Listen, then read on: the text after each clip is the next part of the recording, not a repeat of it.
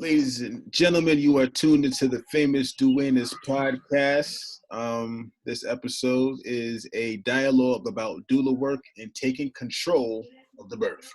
So I got a very special guest here, doula extraordinaire, all around divine feminine, Miss Ajaya Divine. Say what up to the people. Peace, peace. How's everybody doing out there today? You do realize you're sideways, right? At least on my screen. Oh, I need to be vertical? I mean, if that's, I guess that might help, maybe. But, it's whatever. But, let's see. Well, because I got my headset in, so I can't set my camera, I can't set my phone straight up. Oh, look. No, nobody cares. Okay, cool. So, at least I don't. So, tell me about how you got into doula work, or matter of fact, let's start all the way from like for dummies, like someone who's never heard about doula or anything like that. All I heard was Doula Dragons. What is a doula? Well, normally when people say doula, they mean a birth doula or labor doula, and that's the general understanding, but a doula is really anybody who's of service, who assists you in anything. So there are death doulas, there are anything that you can go through, there are doulas that specialize in that. So, but for general sense, whenever someone says doula, they actually mean a birth doula, somebody that works with women having children. And in a basic form, we are just there to serve the woman, like whatever she needs, whatever helping her get through emotional, physical, spiritual, especially my brand of doula services, it includes spiritual, because I believe that birth is a very spiritual experience. And then, so doulas are supposed to support you no matter what you do. And I tend to like to push women towards more natural, or I attract women who do more natural types of birth. And so that includes training for pregnancy, so exercises, yoga positions, diet, inner child work, healing, emotional trauma, the actual going into the labor room and helping coach, and if they're in the hospital, protecting them from unnecessary procedures. And that's like the big part of doula work right now, is really getting in the hospitals and making sure that the woman is protected and her wishes are followed, because when you're in the middle of labor, you're not in your right mind, and you're not supposed to be, but they're like asking you legal things, and you're not even in the right mind to really be able to consent, honestly. So yeah, that'll be, and then after birth, postpartum doulas will help with breastfeeding. If mama just needs a break, to take a shower, run errands, anything, if she's having issues, pain, whatever, just somebody that she can kind of bounce ideas off of, or like, is this okay? Is this normal? Is this right? Before maybe she calls the doctor, or before she gets like really worried or upset about it, or if there might be a remedy for it, or, just anything. So it's really just assisting the woman in every way, shape, or form. So like a super nanny almost, like just. Basically, yes. It's the super nanny for the mother as she goes into motherhood.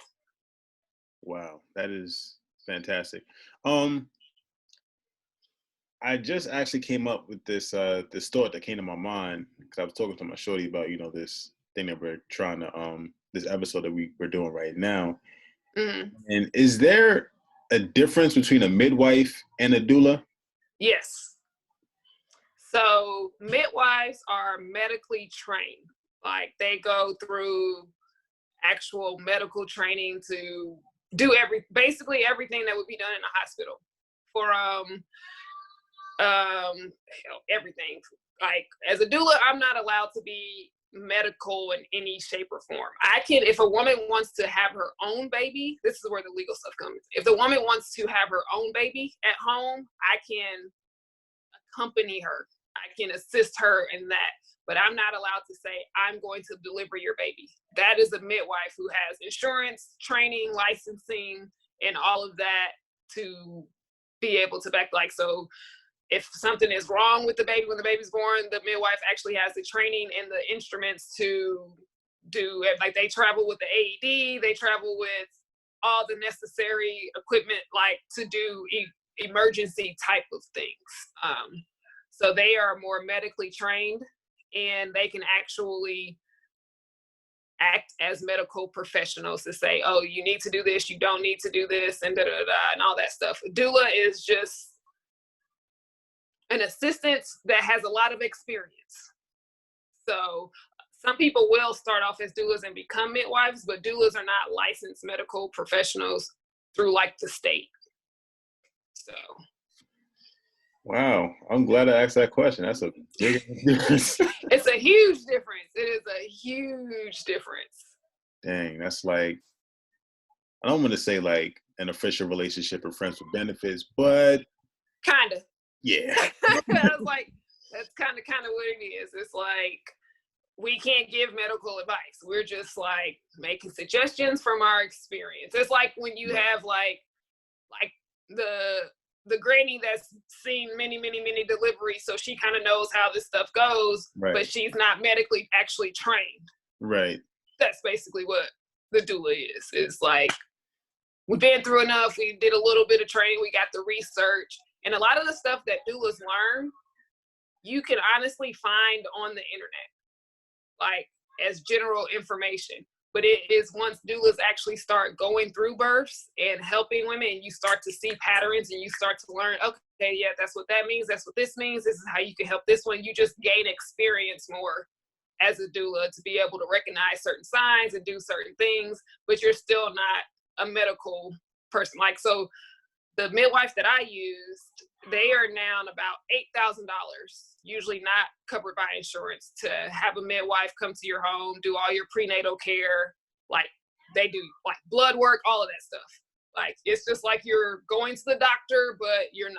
You're going to a midwife, because that's all she does is have babies, help women have babies. But they're about $8,000 now. 5 years ago, it was around $6,000. So, and I think we're about to have one Black midwife in Indianapolis. That's not in a hospital. I can't speak for, I don't necessarily agree with the idea of midwives being in hospitals, because you work for the hospital, so you're going to be pushing hospital policy. Yeah, you are. So, you know what I mean? Like, so there might be Black midwives in hospitals. I can't say, but as far as independent, I believe we're going to have our first one here pretty soon. Like, yeah. Damn, that is crazy. So what made you want to become a doula? My birth. So I had a home birth, water birth, just me, my son's father, and the midwife. I called her late, like super late. Like, I was already in the second stage, or what people call the pushing phase, which you don't actually have to push, but that's something else.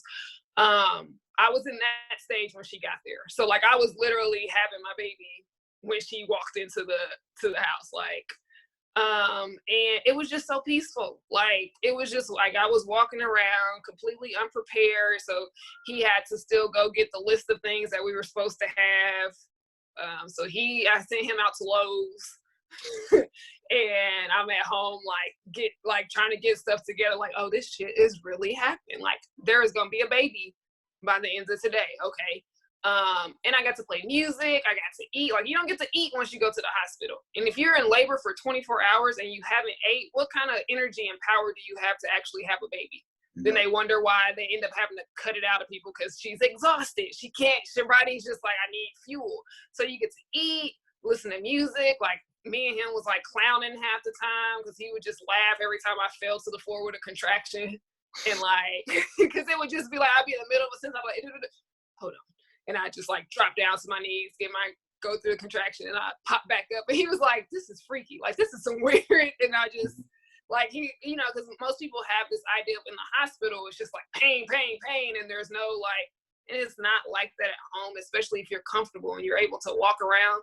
Then you have the baby and there's no one trying to like stick them and do all kind of crazy stuff to them and taking them away from you and just, you know, doing the most and pushing on your uterus and making sure stuff is in the right place like every 30 minutes. Like it's just so ridiculous. People trying to pressure you into getting all this stuff done that you don't need done. You get to skip all of that. And then like I literally had him sat in the tub for about 30 minutes, then got out of the birth tub, got into the water, my actual bathtub, took a herb bath.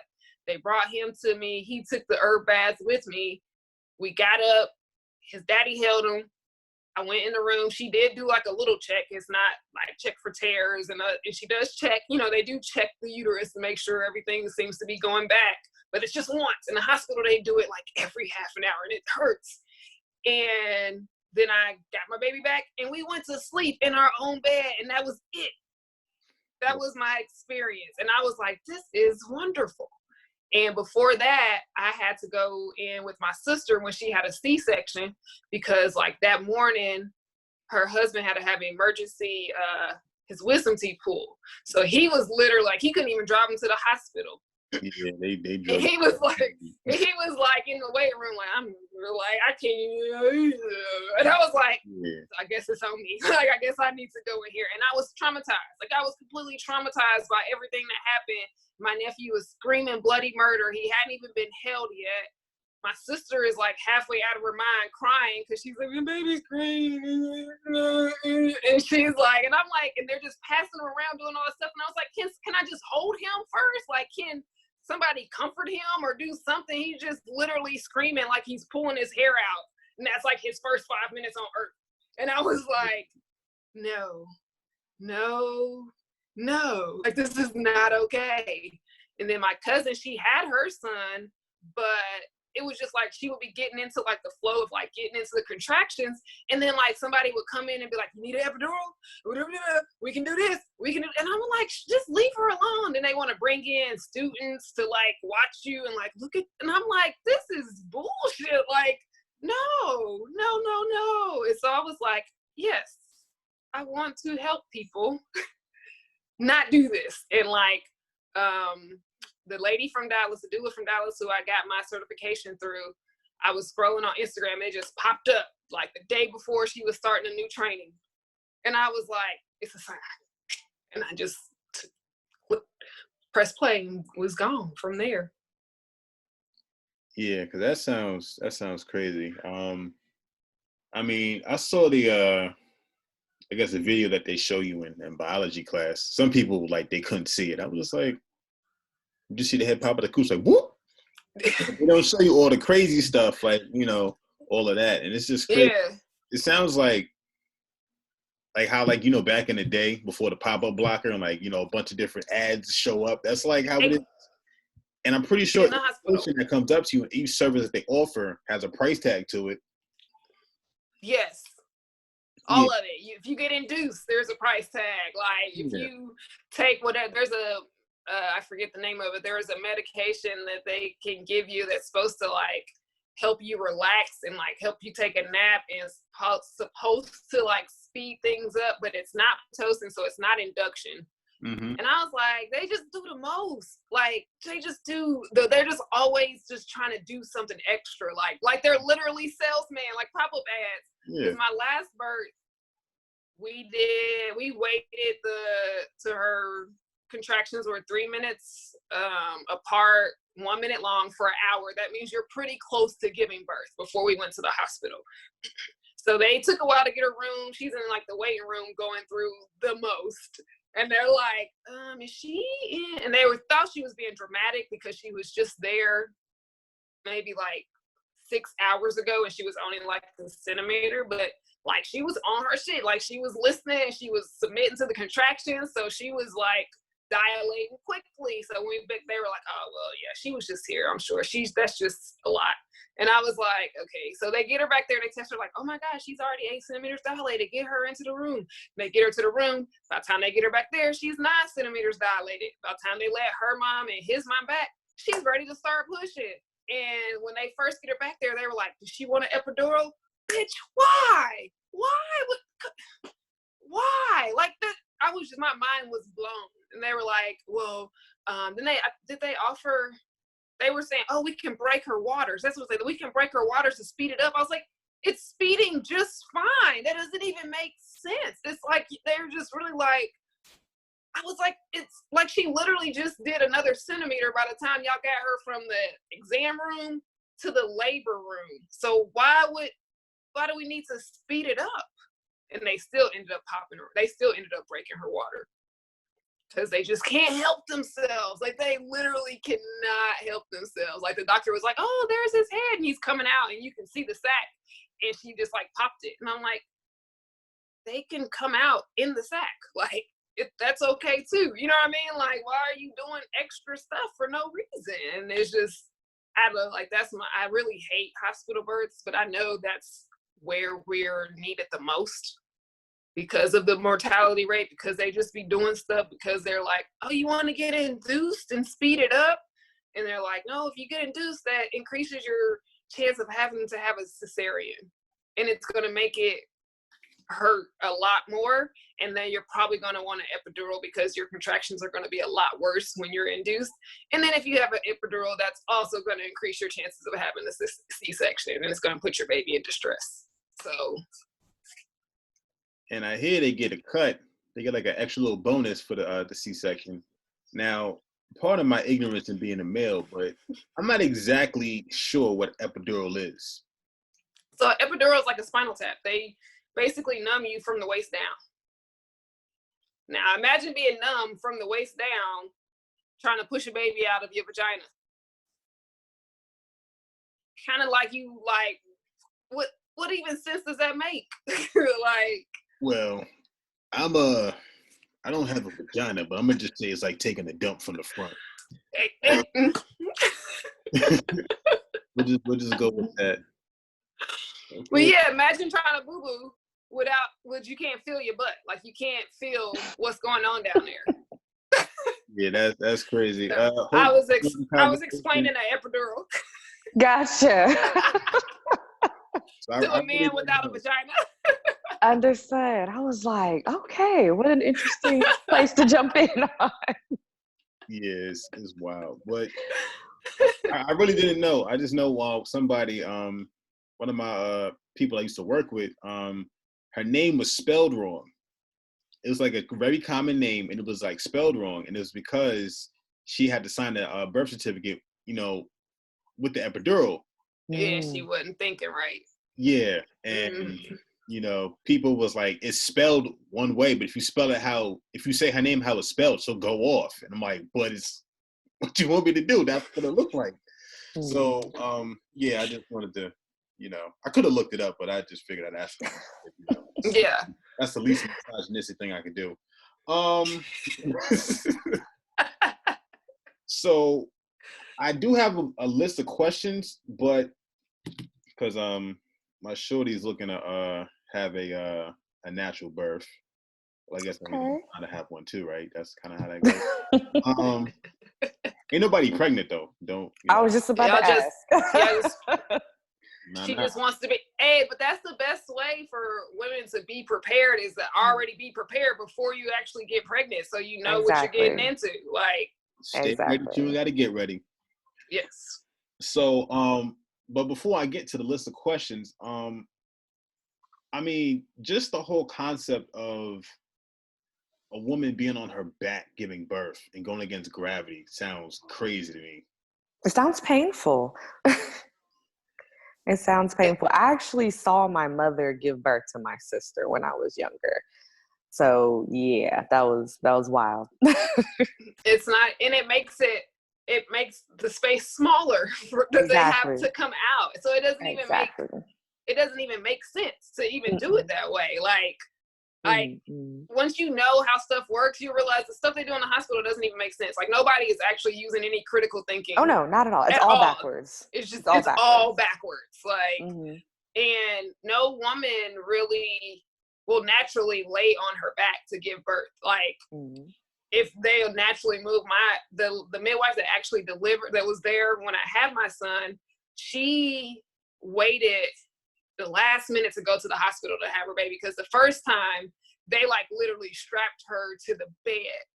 She kept getting up. Yeah. So she's older. Her child's like in college. You know what I mean? Like, so this was real, like, yeah, you're going to lay on this bed. You have to have a baby on your back time.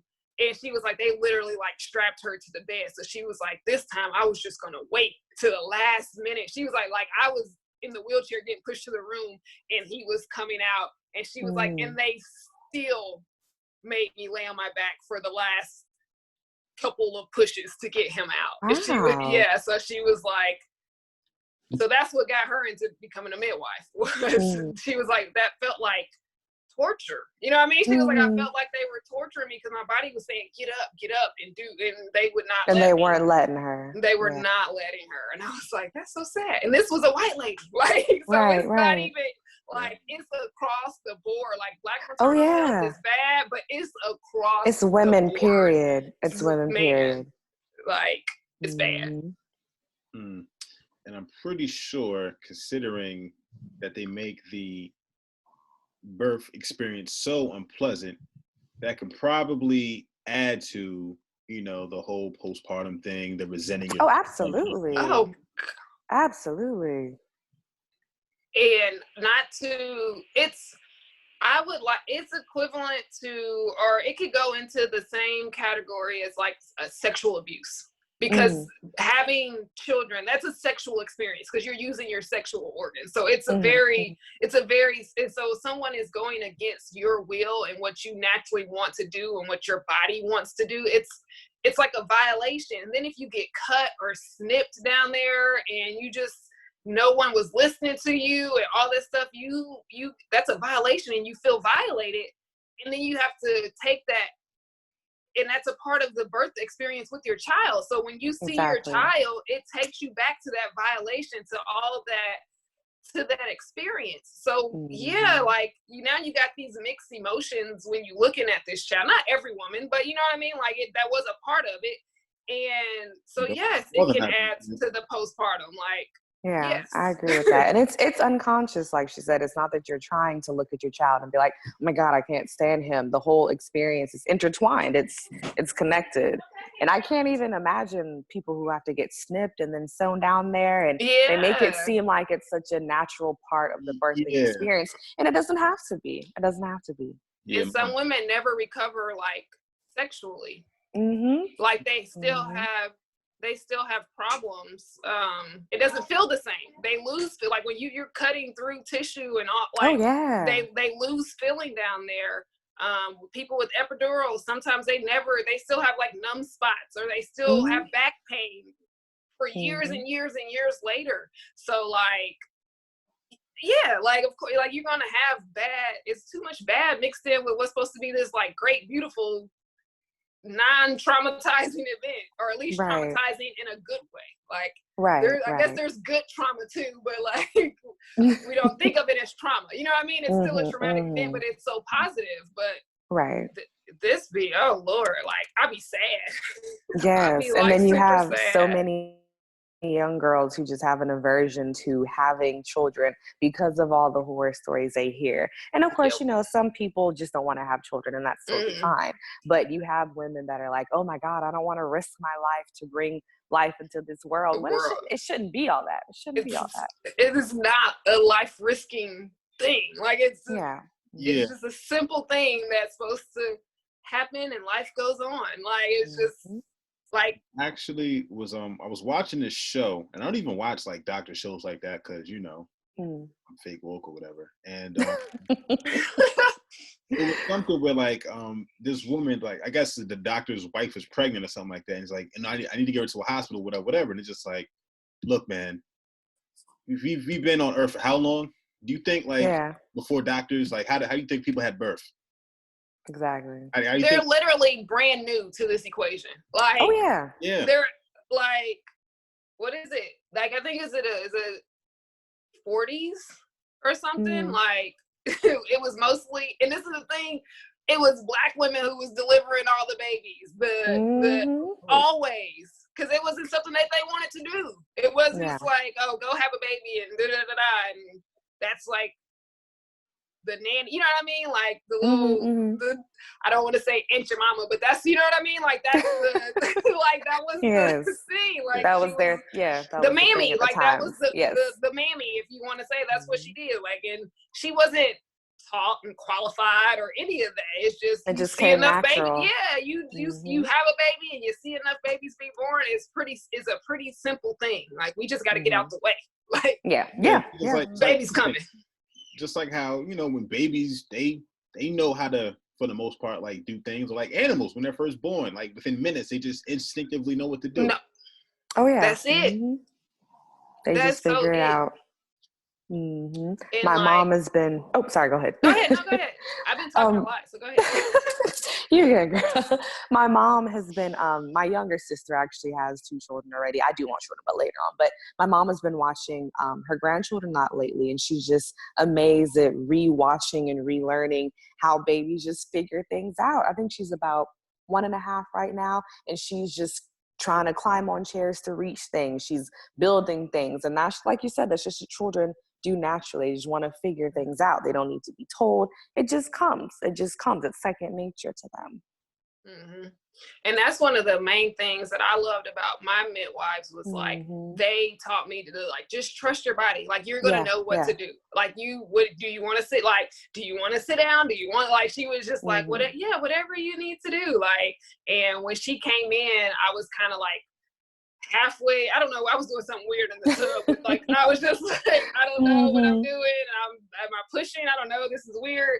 And she was like, when I had my eyes closed, and I remember her saying, she was just like, if you feel a lot of pressure on your bum, you can turn over. And like I turned over onto like all fours, and it was like maybe 10 minutes later, like, and it was just like he came out like Superman, one arm to the front. You don't feel like you had to push, he just came out? No, see, I was crazy about it. Yeah, because like I thought I was pushing, but like I didn't really feel the urge to push. I just felt like pushing happening, you know what I mean? Right. And I was just like it was just like involuntary, and I was just like moaning with it, like I was just like like it's coming, like something is happening.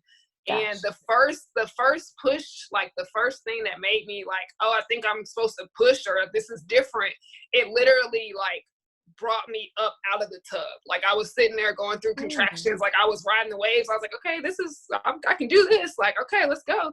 And then all of a sudden I was like, oh, and it was like, everything was like pushing. And I was like, oh, this, something else. I gotta do something else now, because that contraction and breathing thing is not what I need to do anymore.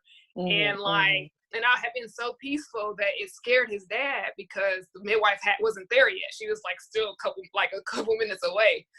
And because I thought it was gonna be like an all-day affair. I had my son in 10 hours from the first contraction till he was here. Is everybody was like, oh yeah, first birth, you know, it might be like 17 to 24 hours and all this stuff. So I was like, I don't want her here all day. You know what I mean? Like, so I kept putting, like, I was like, I don't want her just looking at me go through contractions. That doesn't sound, no, I don't want that. But I waited. And it scared him, man, because I seen the fear in his face, because he seen like my reaction, and he was just like, he just looked at me, he said, you better have your baby. Like, that's all that was it. Right. That was the phrase, like, because he didn't know what else to. He's like, this is what you wanted now. Like, you wanted to have a baby, have the baby. And like, so, but it was just like, I didn't feel like I was actually pushing. It just felt like something was pushing out. Like, exactly. And I was like, it's coming. That makes me think that the whole, you know, of course we know lay on the back causes trauma, but the fact that they force you to push also adds to that trauma. Because the way that you're describing it, that your body just kind of knew internally to push, is so different than them telling you, push and like all the screaming you hear. And they said, because I read hypnobirthing, like through we had a choice of different things to read in my program. And so I chose to do like the hypnobirthing, like I read most of that stuff, and anything that hypnobirthing was an option, I just went towards that. And they were saying that pushing, like physically pushing, actually slows it down, because you tense up the muscles, and they're supposed to be relaxed so it can just push it out. Like, you're not, your muscles aren't what's pushing it out. That all needs to be relaxed. Like, all of that needs to be relaxed so that your uterus can actually just, because you can't contract your uterus and push. Like, I can't physically like contract my uterus. My cervix, yes, but like my actual uterus that's coming down to push them. I can't control Right, we can't do that. Yeah, so we can't do that. what is my pushing do to help? Yes, it's tensing up your body. That makes sense. I mean, that makes perfect sense. I was like, yeah. Like when I was like, that makes sense. And then she talked about animals. She was like, when she discovered hypnobirthing, watching cats have babies. She was like, she was just purring and laying there. She was just like limp, just laying there and purring the whole time. And then she just had a baby. It was just like, I looked and there was a baby, she could see the lumps coming through and just like, and she was like, and she never was like, I'm having a baby. She just laid there and babies came out. Yeah. And then she also talked about fear in birth. When you're uncomfortable or when you're in fear, you can literally stop labor and reverse it. So she was like, the cat, there was like some chickens. She lived on like a farm, I think. She was like, and the chickens and like a dog or something was like making noise and stuff outside. And she was like, and she stopped. And she picked up the one kitten that she had. No, she had two. She picked up the one kitten and ran off somewhere. She said she was gone for a few minutes and she came back and got the other kitten. Then she was like, she came back 2 days later with 4 kittens. So she literally stopped because she sensed danger or fear and she wasn't comfortable, stopped her labor, got her babies, took them somewhere safe and started having finished labor. The job. So if you're in the hospital and they keep scaring you like, oh, if you don't do this or da-da-da-da-da-da-da, and then they wonder why women stop progressing and they get stuck at this 6 centimeters or because they're scared and your body shuts off labor. Right. So that's not good. Or if somebody walks in a room that you don't want, that's why I be telling people all the time, you have whoever you want who makes you comfortable in the room. You do not have to have your mother, his mother, your daddy, whoever thinks your mama, whoever thinks they deserve to be there, does it. Exactly. It's about you and your baby and what makes you comfortable. So there is no pressure. I'll tell them. I was like, I don't know these people, I tell them. No. Yeah. You know what I mean? Well, now you can only have one plus a birth worker, so that's a little different. But I mean, it's not about this is not about nobody else. Stop. I mean, don't think about nobody else. You and your baby. That's it. So there got to be a bouncer too as a doula. That's crazy. I told you, it's whatever the mother needs. If I got a bounce, if I gotta curse out a few doctors, a few nurses, let her go. Let it happen. I said I'll ride for mine. Listen, your mama, mama, stay in the waiting room. She will call you back.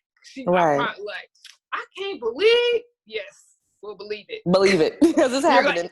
And you're gonna have a beautiful grandchild at the end of this. So just calm down. But you need to go over there right now. All right. So here are my questions. Well, my girl questions. The first one is, what step do you need to get ready for a home birth? Hope, you want to take it or you want? Oh, sure. So, I don't have children yet, but I do know that I do want a home birth, or at least somewhere, if I do a birthing center or whatnot, it'll be as close to a home simulation environment as possible. And I kind of do what Ajaya does. I just feel like that you need to have the right headspace and make sure that no one is there that you don't want to be. Because I've told my man this many times, even before this was even a conversation I was having. I don't want certain people even around me when I'm pregnant. If there's some friends of his or whatever that I don't associate with too much, you're not going to be around me. I'm sorry. They can get pictures if they want to, but physically being around me, no. Because the number one important thing is me and the child that I'm bringing into this world. I don't want to birth a child in a sense of trauma or anything like that. And, Twitter's a funny little world. So when you talk about the fact that you want to have a home birth, you have all these people like, well, you can't plan this, well, you can't plan that. I think that I can be as in control of the birthing process as I can. I mean, of course, if the child wants to come early, that will just happen. But at the same time, I can prepare my space in the meantime. We know it takes 36 weeks to 40 weeks to have a full pregnancy, full-term pregnancy anyway. So I can prepare my space. I can pick out the room I want to have it in. I can have my doulas, midwife, whomever I choose on call. I can at least prepare my space as much as possible, mentally and physically. At least that's my interpretation of it. Yeah. And then you can also start looking at midwives and doulas now, because depending on where you are, like when you know you pregnant within that first, like you need to start if you want to have a home birth and you want to have a midwife, you need to start looking and contacting people as soon as possible, because they only take so many per month.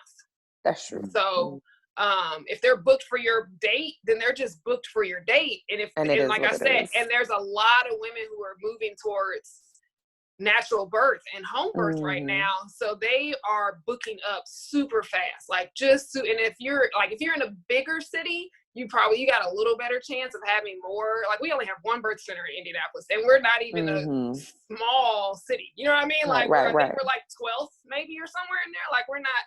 And so they fill up fast, and just like know what you want. You want a water birth, you want to start researching, but the actual process of what you need, it's not that much. Like it's quite a simple, it's just really quite a simple process. I mean, if you're going to cut the cord, you need something to cut the cord. You're going to need some receiving blankets. If you're doing a water birth, you need a water tub and a hose, some snacks, frozen fruit. You know what I mean? Like it's, and especially if you get a midwife or doula, they're going to walk you through the process of everything that you actually need as far as what you actually need. But I would say, like, if you know you're trying to get pregnant, start finding your doula and start seeing who you vibe with and who has a similar, like a spirit that you feel comfortable with and is going to prepare you.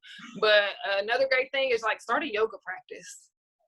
In preparation for like home birth and like the breathing and the mental, like if you know you're about to you want a home birth and you want to do natural, I think like yoga, even if you just start with sun salutations, it doesn't have to get like real deep and crazy, but just like something that gets you breathing and moving and any type of like breath work. It's simple though. I agree with that. Like I agree with that. People have babies in the car on the way to the hospital all the time. So like you really don't need nothing. You really don't need nothing. And it's way cheaper. Like these hospital bills, I've seen 6-figure hospital bills. Yes. And I'm like, for what? What did you do? What did you do? So I agree. We were talking about that earlier. When you go to the hospital, they just start offering you all this stuff. And he was like, it sounds like Papa Bass. I said, that's exactly what it is. Yes. You need an induction? You need epidural? Like, we got this other new drug that you can try. Like exactly. And they know the more drugs, the loopier you get. So you're just like, I want all of that. Once they get you on, you hooked. It's like a drug dealer. You hooked. And they're like, we're gonna get her more and more and more. Yeah, that's crazy. Ajay, you answered like 3 questions already. But let's see. What kind of diet do you need to have? Like, or like, let me phrase it better. No shade. What kind of what role does diet play in like a pregnancy? Man, I mean, what you eat is literally building your baby. So like, it's building you too, and you're supplying the things that need to build your baby. So like if you don't have a lot of magnesium in your body, then like your baby, either you gonna lose all the magnesium you got and have issues, or your baby's gonna be lacking. You know what I mean? Like so you want, fruits, vegetables are like great, and that's also gonna cleanse you. You know what I mean? And get a lot of the toxins that you've been building up from probably not eating like you're going to have a baby or you're going to build a baby, and cleansing like a lot of the toxins and stuff out of your body. Teas are really good. Yes. Teas are a great and a simple way to like cleanse and add good stuff to your body. But I would just say the base of your diet needs to be like fruits and vegetables. I'm not saying you like need to be vegan or you can't ever have this, but like you're not eating for 2 people. Your baby is not a whole human. So like your baby is not a full-size adult. So this whole you're eating for 2, that's false. And usually when people do that, it doesn't give you the go ahead to eat like all the sugar and ice cream and all that stuff, because that doesn't do anything but addict your baby to sugar. Exactly. Like, yeah. So like you just want to stay as much as natural as you can. So like things that have one ingredient. So apples, oranges, rice, beans, like it just needs to have one ingredient, cut out a lot of processed food, because that stuff, like your body is a good barrier. Like your body is going to filter a lot of things out because the woman's body is amazing. So like we have women that drink during their whole pregnancy, and they still, for intents and purposes, they have a healthy enough baby that's going to live. You know what I mean? Like they might have some nerve issues and they might be a little colicky and all that, but like you were literally drinking poison your whole life, and your body was able to still build a baby and create a baby that is going to survive. You know what I mean? Like, so, but the less poison you take in, the better and the healthier your baby will be, and it'll prime them to want to be healthy also. Right. So. Yeah, I agree with that. And I obviously haven't been pregnant, but I kind of attribute it to some PMS symptoms that women get, when they're eating all of those processed things, when they're eating too much fast food, and they're like, oh my God, my period's heavy for 7 days a week, blah, blah, blah, cramps and all of that. And you have crazy morning sickness. You won't have as much morning sickness when you're eating natural things. Like you was still, like I was nauseous a lot. Like I was not a lot, but I would feel like nauseous sometimes, but I never actually threw up anytime during my pregnancy. I also used a little THC, but for the times where I did feel like I might kind of, but it wasn't a lot. Like I never actually threw up at all. And yeah, like it's just not a big, and then you can take ginger like for those things. But if you're building a baby and your body's going through all these changes, but it also still has to detox all the crap that you're putting into it, you're taxing your body so much. So that's why you're always tired, and you're just, and then people get to the end of their pregnancy and they feel like they're about to die. Like it's definitely uncomfortable, but you shouldn't feel like death. Like you should not feel like death, because you should be taking care of your body, not like putting bullshit in it all the time. Like that's just, and it's so crazy how all of these negative symptoms we have associated with being normal when they're not at all. At all. Like at all. So again, you answered pretty much most of the stuff.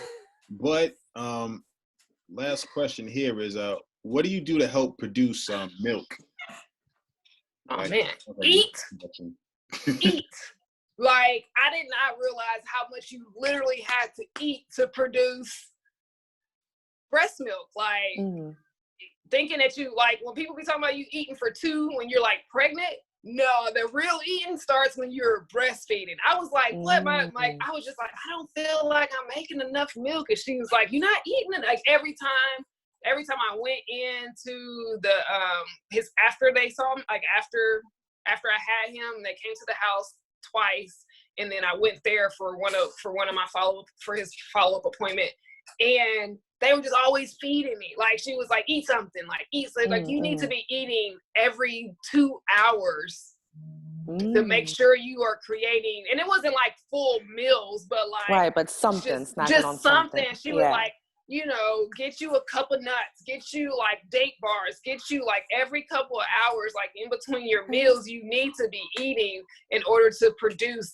breast milk. Like, you need a lot of sustenance. And then there's teas that you can drink. I've heard of different herbs. Teas. Yeah, there's different herbs that you can drink that increase your milk production. Can't think of them off the top of my head right now, but there's certain teas that you can drink, and just eating. Like, I think that's what I underestimated, is like how much you really, because I'm a 1 meal a day type of person with like snacks. Same. You know what I mean? With like snacks and fruit all day. But they was like, no, eat more. No, eat more. I was like, and then by the time he was like 13 pounds. They were like, they're like, we see that you took our advice, because you have to be giving him like crazy amount of breast milk for him to almost double his weight. And I was like, all right. Like, but yes, eating and healthy stuff. Like, because again, you can't create something to sustain life that needs to be so full of nutrients if you're not taking in stuff that's nutritious. Like, so it's like you're eating pancakes and French fries. It's like, we still don't have enough nutrients right, to create milk. provide. Yeah, like we still don't have enough nutrients. So like, eat.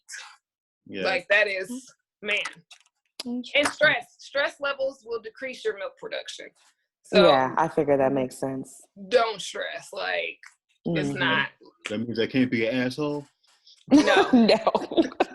Not if you want the baby to eat good. You got like 3 years where you can't be an asshole. 1 year when she's pregnant, 2 years after. That's a good commitment right there. All right, so shifting gears a little bit to I guess this is kind of backwards, but going into birth control, the natural thing, and also I guess I would like to think a lot of people know that birth control can have a lot of crazy side effects, but for some that do not, do y'all want to run down the list? Because I don't want to be a preachy misogynist. Just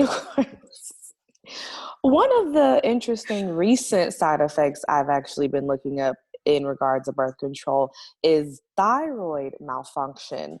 We all know, of course, that birth control dams up the body so it prevents flow and blase. But there's apparently, and I wish I could find the article right now, but if you Google birth control and thyroid production, there's a lot of things that pop up. And there is a direct correlation a direct correlation to birth control and affecting and damaging your thyroid. And for people who don't know what the thyroid is, it's a very small gland. It's right here on your neck, but it controls so much of your body. Like that is your natural hormone production. That is your balancing. It's a huge part of your homeostasis. So birth control inflicting with your pretty much natural born homeostasis is serious. And once your thyroid gets to a certain point, like if you get thyroidism, Hashimoto's disease, Graves' disease, it becomes an autoimmune disease, and it becomes almost impossible to fix at that point. And doctors are scissor happy. They just love to cut everything out. So instead of including your baby. Yes. So many unnecessary C-sections. So many. Sorry, so instead of catching it early and trying to help you reverse whatever damage, which starts out mild, they just rather be like, all right, well, we just need to cut out your thyroid, just give you thyroid medicine for the rest of your life, which doesn't solve the problem. Thyroidism in women, it can cause hair loss. It can cause fluctuations in weight. It can cause emotional damage. It can cause acne, skin damage. And that's just one thing that I've recently been looking into. So, and that's serious. It's one thing. It's a big thing though. Birth control. I was on birth control for almost 10 years. From the time I was 14, I had cysts on my ovaries that were causing extreme pain whenever I ovulated, and then whenever I actually came on my cycle, where like I'm on the ground, like what is going on? There's a sharp pain. I don't know. Like in the middle of volleyball practice, I remember like crawling out the gym. Like I don't even know what's going on. So I was on there for 10 years, and it just wreaks havoc on your whole body, because it doesn't even cure the issue. It doesn't. For whatever, it shrunk the cyst because they're just adding hormones to your body that apparently does shrink the cyst, but it creates so many other problems. Like I end up with eczema. When I got pregnant with my son, I didn't even know I could have children. Like I was not sure, because I was just having so many problems. Like, and I finally just took myself off birth control. And I actually asked my doctor when I was like 18, I was going off to college, and I was like, so about this birth control, like I've been on it for like a while, like, and I'm like, can I just keep doing this? Do I need to take breaks or like what? And she was like, oh no, yeah, you just keep taking it. I tell you no. Until you're ready to have children. And I was like, in my brain, I was like, that just does not sound right. Like to me, it was, that does not sound right, but I am not a doctor. Like, that's what I was like, I'm not a doctor. Okay. So like, I just took it forever. And then like, I started researching and found out like how bad it was for you.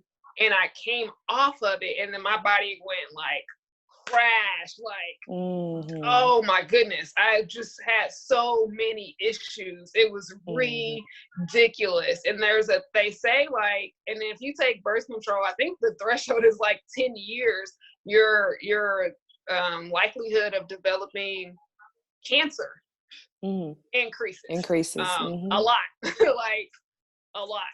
So it's very, very dangerous. And there are a lot of natural ways to handle birth control and charting, knowing when you're ovulating. There's only a few days a month where you can actually get pregnant. Yeah.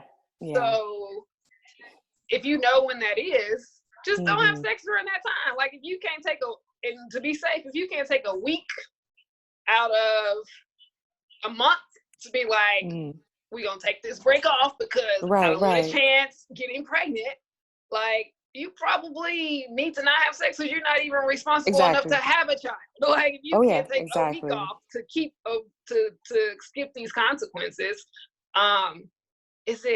there's different herbs. I want to say I know one is wild yam. Yeah, yes. I want to say wild yam.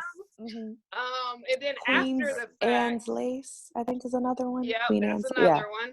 And then after the fact, if you are like, if you didn't start your period, if you're charting and you know, like, hey, I'm supposed to start this day, I might give it a couple days or whatever, you can take vitamin C.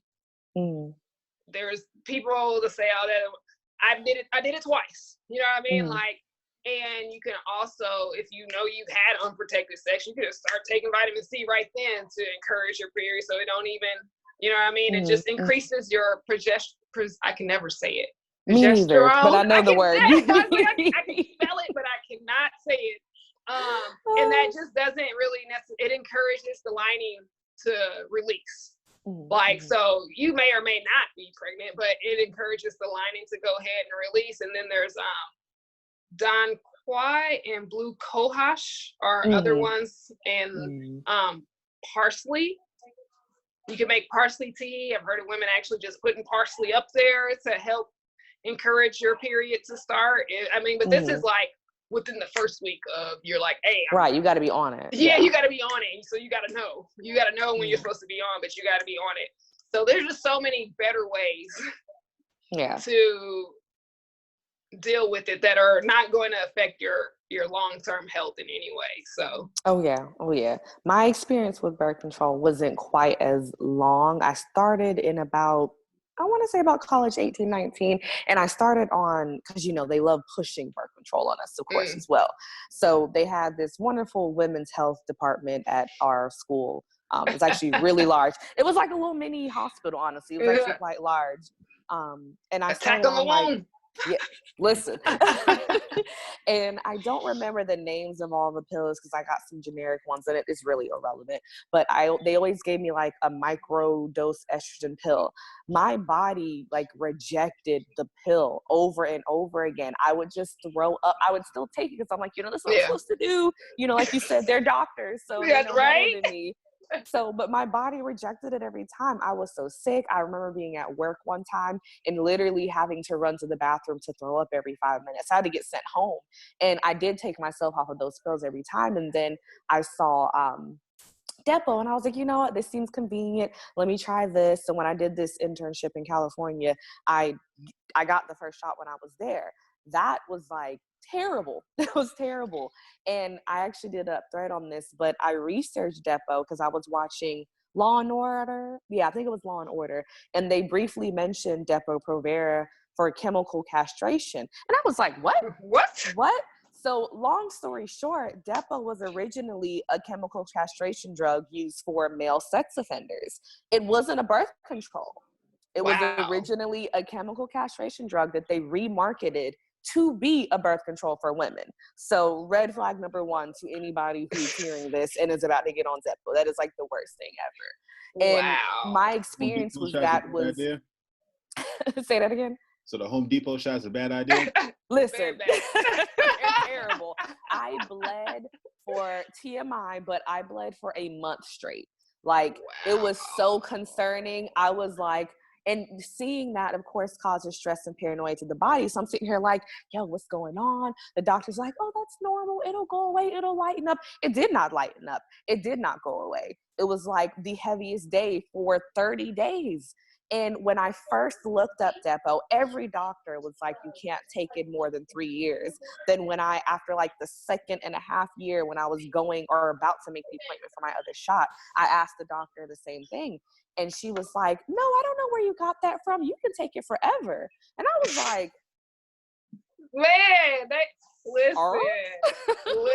But I took myself off. I ended up taking myself off. It's been like 3 years or whatever, 2 or 3 years since I've been on it, or excuse me, since I've been off it. But I had to take myself off because they were just about to keep injecting me. My sister did the patch. She did the patch. I've heard such horror stories. And she was like, I put it on. She was like, I just kept a yeast infection. She's like, it never had them. She's like, I put it on.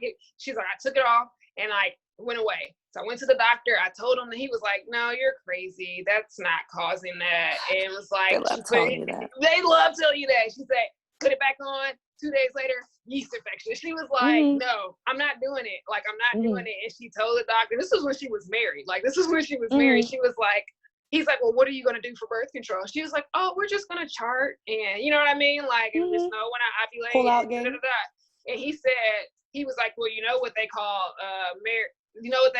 married people who use charting for birth control? And she was like, what? He goes, parents. Okay, bro. I know, but my sister, they literally planned their children. Like, it's possible. She did. Like, she was like, okay, we're gonna have children. We're gonna have a child now, and they got pregnant in like 3 months.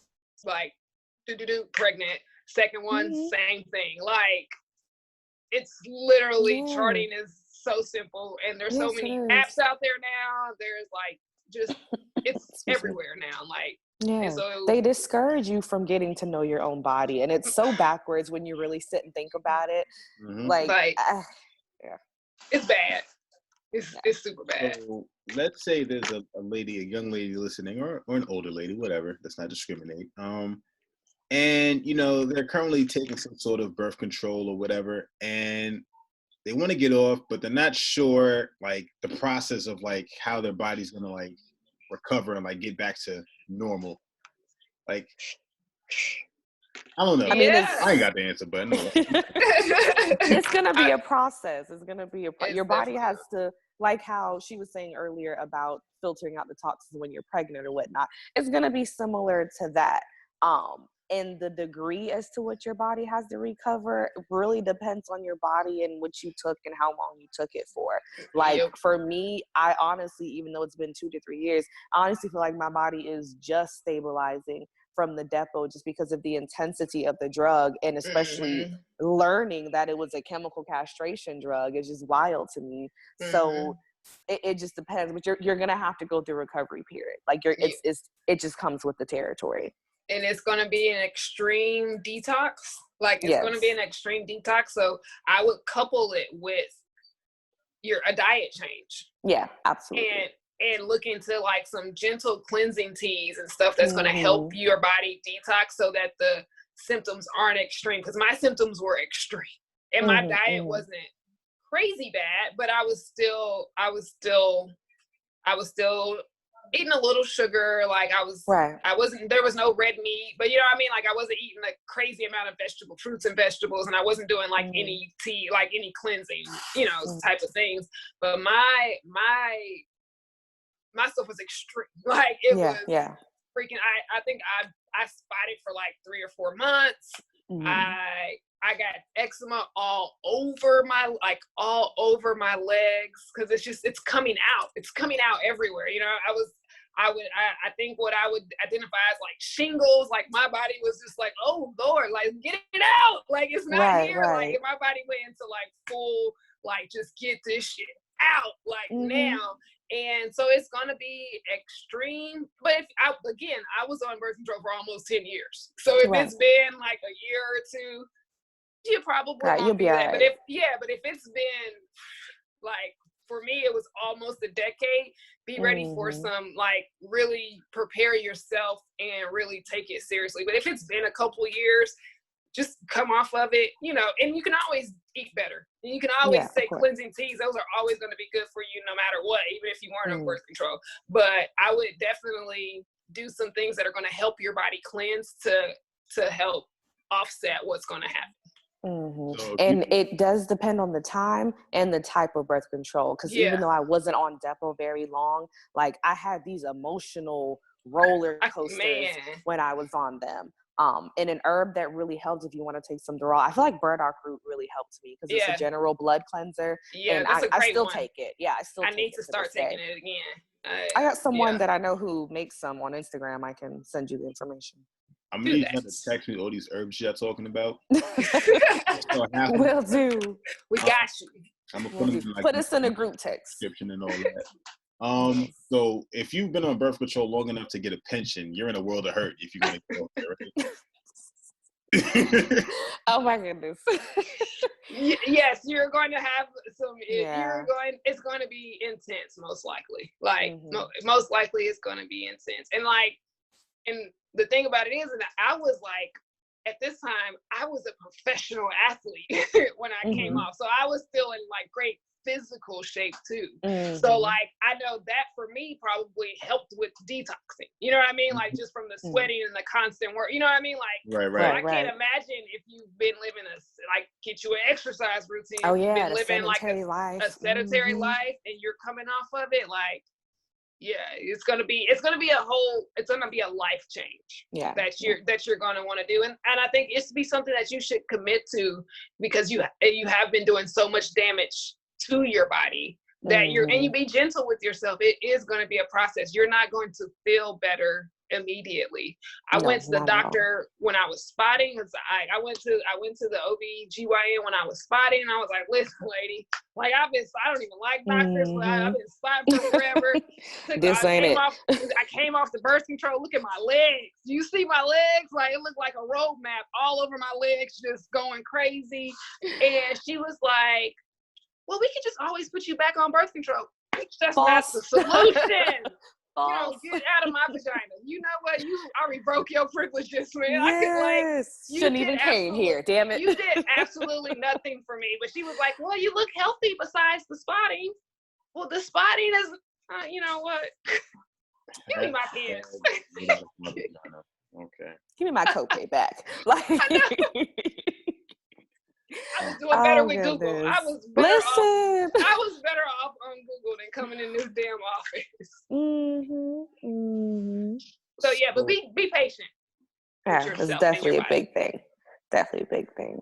And I also noticed with a lot of these birth controls, they remarket them. I can't remember one of the names of them specifically, but they took it off because it was, of course, getting lawsuits and whatnot. And then they remarketed it as a new pill, and put it back out there into the market. Because I researched some stuff, because I can't remember off the top of my head, but same manufacturer, just renamed it. And then, the implant, that one you have to be patient with too. I haven't gotten that specifically, but I've heard so many stories of it moving and getting lodged in girls' veins. And, ooh, child. But yeah.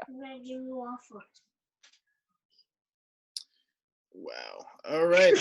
He's like, this is a lot for a man to take in, huh? Yes. Welcome. So I guess the question, I got two questions. It's a bit on the panderish kind of side. But before I get to that, what would you say, what was your final word for everybody, just listening, like taking in all this information, and they got more questions or concerns, like what do you think they should do? Like what's your best advice to give to somebody? I would say go just diet change, something a less processed, more natural. That's going to help you, whether you're coming off of birth control, want to get pregnant, if you're breastfeeding. That's going to help you, and no matter, as a woman, no matter what stage you're in, that's going to help your womb health overall, period. Listen to your body. These doctors, it's not what's hot. Like, no. I mean, it's just, I'm not, listen. Doctors are trained in medical schools that are funded by pharmaceutical companies. Yes. Like, That's Money. who pays. That's who funds medical school. So that's how they're trained. And it's just not, none of them probably think that they're doing harm, or they haven't accepted that they're doing harm, because that's a lot of cognitive dissonance if you were, have to own that. And let them know what you want. Don't let them tell you what you're going to do. Like, let them know what you want and what you're doing. And then if you're actually pregnant, relax, fill yourself with positive thoughts. Don't let nobody tell you no crazy horror stories about labor and pregnancy. If they had a bad story, tell them, keep that to yourself. My midwife used to say, don't let nobody scare you about it. Tell them, hey, I don't need to hear that. My baby is listening. Like, that's what she was like, my baby's listening. My baby don't need to hear that. And she used to put like her hands over her belly, like she was putting over the baby's ears. That's precious. She was such a quirky little white lady. She was so funny. She'd be like, oh, and the baby's listening. Like, and I was just like, oh, but it makes sense, because what you take in and how you feel about it, those emotions and those hormones that are associated with the emotion go to the baby. Yeah. So like, no fear, no nothing, positive thoughts. Have a positive imagery. And then when you go to the hospital, remember, you're paying them. They work for you. They try to scare you, but you the one gonna get the bill at the end of the day. So like, you don't go to a restaurant and let the waiter tell you what you gonna eat. Don't go in the hospital and let them tell you what they gonna do to you. All right? Like, you are paying them. You are a paying customer. Like, so if you could take that approach to it, you'll be better off, because they will try to do everything and anything to you in the hospital and pretend like you don't know anything. That's true. And yeah, those would be my notes. My probably overarching thing is to trust yourself. Like, we are, especially as women, we are bombarded with so many things that tell you to listen to that, or you don't know what you're talking about, or even, like I said, Twitter's a crazy place. You'll tweet one thing about a natural remedy and you'll have 100 people clawing at you and attacking you. But even when you don't think that you know, like I have in my bio, even when I didn't know, I knew innately. It was just something I said in response to someone's tweet way back when. And in my personal experience, that has been so true to me. It's been so true to me. Even if you don't, consciously know the word for it, the name for it, your body, just like how she was saying with pregnancy, you'll know what to do. Your body knows what to do. All right. Women have this innate sense of knowing, don't know where it comes from, whatever you want to call it. And if we listen to that, it'll direct us right every time. But we have to know what that voice actually is, because it can be clouded and crowded by all these outside, people, all these outside voices, all these outside things, entities that want to get into your mind and then eventually end up getting into your blood and your body. So just listen to yourself. Like, you better than anybody else. And to add on with the doctor thing, speak up. Like, do not let these people, doctors get paid for writing prescriptions. I found that out recently too. Like, they get paid for writing scripts. So you don't have to, every time I went to go get checkups from the doctor when I was back in college, they would just be like, oh, well, you're not on birth control. I'm gonna write this, go pick it up with ready. I didn't even come in there for birth control. Dead ass. Didn't even come in there for birth control. And they're writing me a prescription. And I'm like, okay, do I have to get it? No, you don't. All right, thank you. Bye. Like, don't let them fear you into getting things that you don't want, if you're unsure about it, be unsure about it. Go think about it a little bit. Ask them the side effects. Ask them, what are the side effects and the ingredients? And I bet you they'll be like, well, never mind. Or they'll be like, well, if you don't want it, you don't have to take, you'll just ask them, and they'll change their tune real quick. New story. That's crazy. So basically, you said, like, let me write you a prescription. It's like, let me pay myself. That basically how pretty much. Yeah. Pretty much. Yeah. All right. Pretty So much. my last pandering question is, my first and last pandering question is, what can us men do to help support women in their journey to come back to themselves? Snap, snap, snap. Listen to them. Like, okay, and if we're talking about, like, specifically in pregnancy, like, she's gonna be emotional and she's gonna be saying stuff and doing stuff that don't make sense. And just know that she's pregnant and the hormones in her body are changing, and like, it don't even really make sense to her. Like, I seen this lady crying because somebody ate the last piece of chicken, and she was literally like boo-hoo crying, and he was like recording her laughing, and she knew, she was like, I knew I shouldn't be crying, but she was like literally distraught about it. And I was like, and him recording and laughing is not like comforting her, you know what I mean? It makes you like ashamed. It makes you feel like, yes, I really am crazy. And instead of like just like, believe me, she knows that it doesn't make sense. Like, she just knows that like this is off, but this is how I feel, and I can't hold it in, and da da da da. So like, just comfort her, you know what I mean? Like, be like comforting. Her body is changing, and she has like no control over it whatsoever. And as far as just like overall, how do you like help women in coming back into themselves and their power? Just remind them of how powerful they are. Like, because if you with her, I hope that she is powerful. I hope that she is in touch with herself. And I hope, you know what I mean? Like, so just keep encouraging that growth, and for her to trust herself and listen to herself. What do you think? How do you feel about it? Like, ask those questions and like, okay, yeah, like help her work through things, and don't like, a lot of men will just leave the pregnancy to the woman.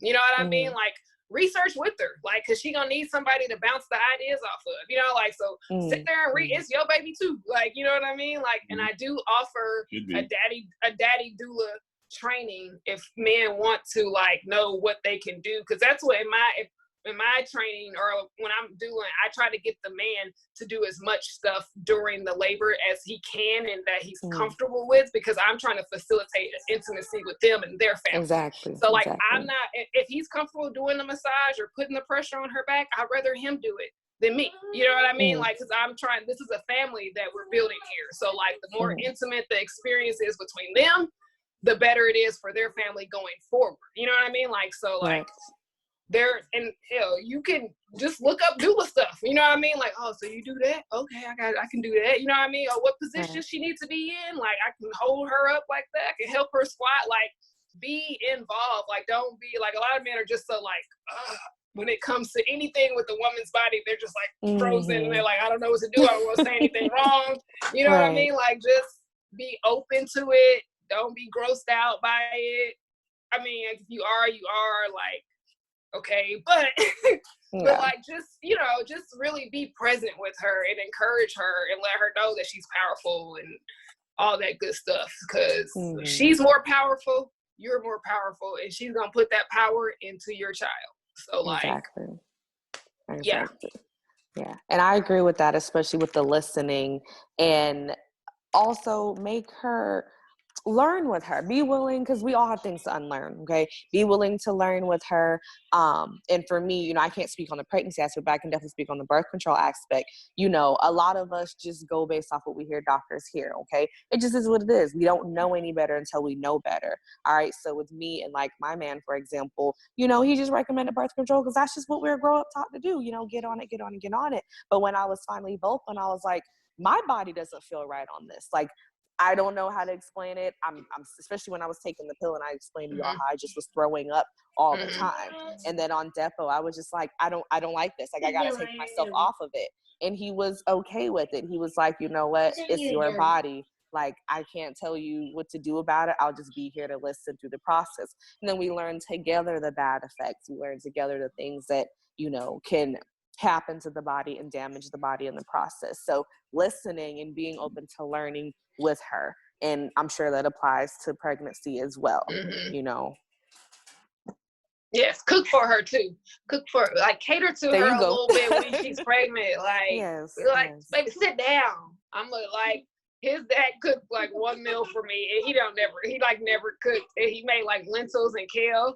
And he like, because I was just tired, I was exhausted because I worked through most of my pregnancy, and I was just like laying on the couch and crying. He's like, "What's wrong?" I was like, "I'm hungry, but I don't want to cook nothing. And I don't want to order nothing." And he was just like, "What do I do? What do I do? Just tell me what to do." You know what I mean? Like,